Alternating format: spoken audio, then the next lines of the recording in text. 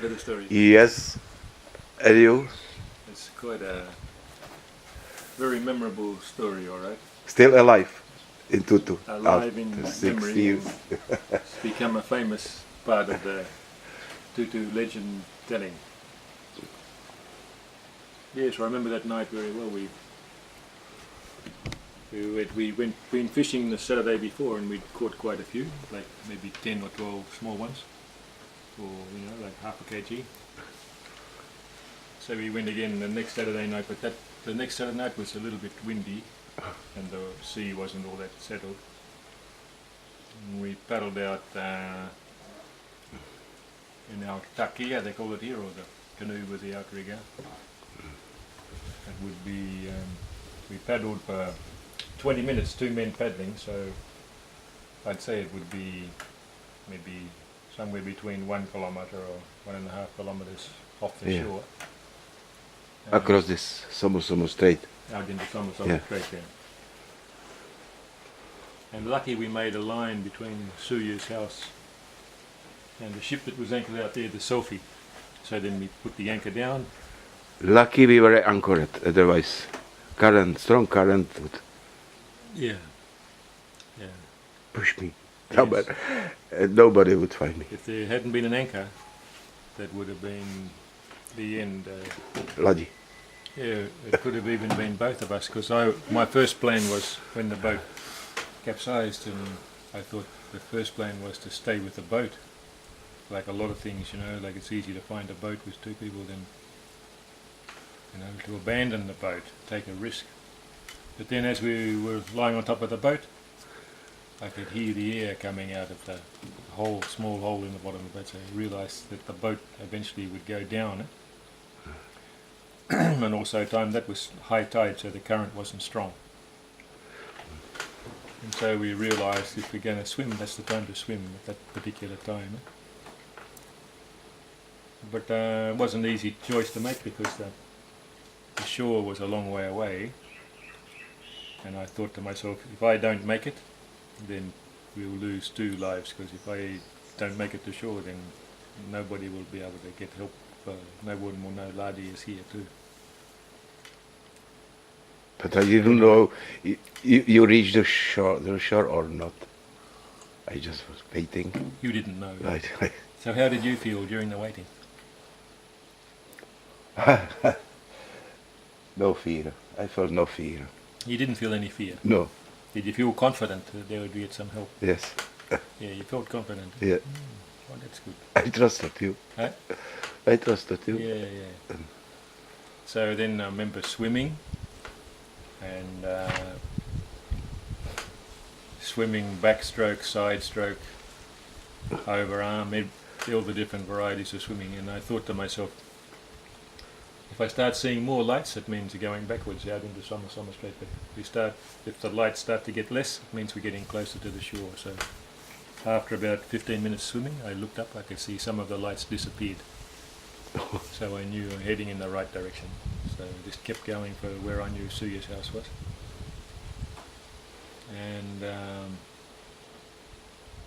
kept going, and just every now and then having a rest. And eventually I could start to hear the sound of as well as seeing the lights of the trucks, I could hear the sound of the tyres on the road, and I knew I was getting closer. And then later on I could feel the cold water coming up from the sea underneath, so I knew there was the fresh water coming up, so it was even closer. And then eventually I remember putting my foot down and feeling the reef underneath. And then I came ashore at Suya's house, and I said to Suya, some good news and bad news. And he looked at me and I said, the good news is your canoe is still floating, but the bad news is it's upside down and there's somebody lying on top of it. And so I said, we need to get some help. But by then I'd lost my glasses, because I put them in the pocket and they fell out while I was swimming. And I'm a bit blind without my glasses, but anyway, we hopped in our little blue truck then and drove around. Drove down to Tooney's place. At that time the clock struck 12, so I knew it was midnight. And I knew the time we left the boat was 11 o'clock, so that was 1 hour. So it took just a bit under 1 hour to swim to shore, about 1 hour. And there were people in the house, but I think they didn't answer the door because they probably thought that we were drunk or high on marijuana or something like that.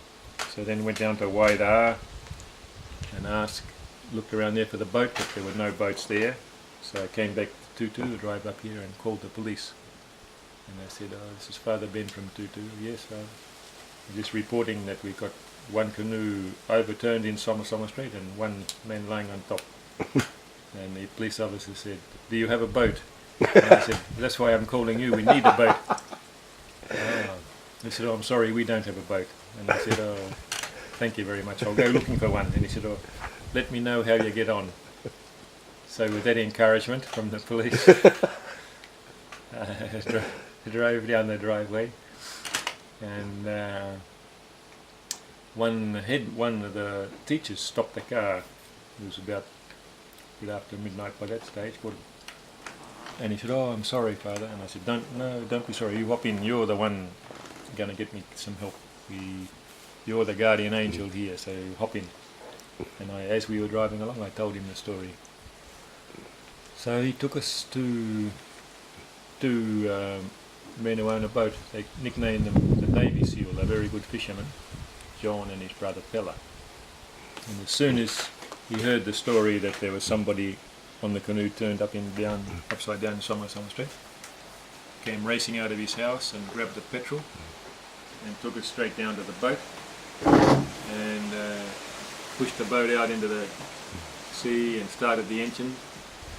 And we drove out, and I said, "We know the line between the Sophie and the Suya's house." So we drove out, we got the line and stopped the boat. So then we put the torch around. I heard you, I saw you, but Huh? I heard you, I saw you, but Oh, I shouted. you But shouted. you couldn't hear me because you were just around, went around and so close, but you couldn't see me. No. You couldn't hear me And he said, because the engine.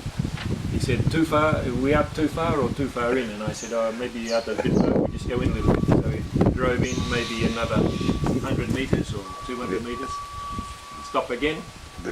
Stop the boat and then put the torch around and called out, "Ladi, Ladi," and we heard the voice, "Over here, over here." So then we shone the torch and there was Ladi lying on top of the canoe. So we went over and Ladi hopped in the boat Great relief. and we pulled up the anchor of the small canoe and we brought the canoe back to shore to Suya's house. And on the way back, remember you said to me, you said, "Do you remember, Ben, the last thing you said to me when you left the boat?" I said, "What was that?" You said, "Give me 2 hours." And now it's exactly 2 hours now this time. So, Fantastic. yeah, so then we... If you consider hopeless police, Oh, what? if you consider hopeless police, Yeah. so we were lucky, especially me. Yeah, so that was...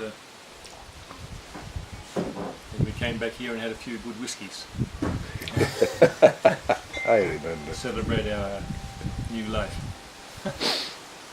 Thank you very much, Ben. So, story is still alive in it.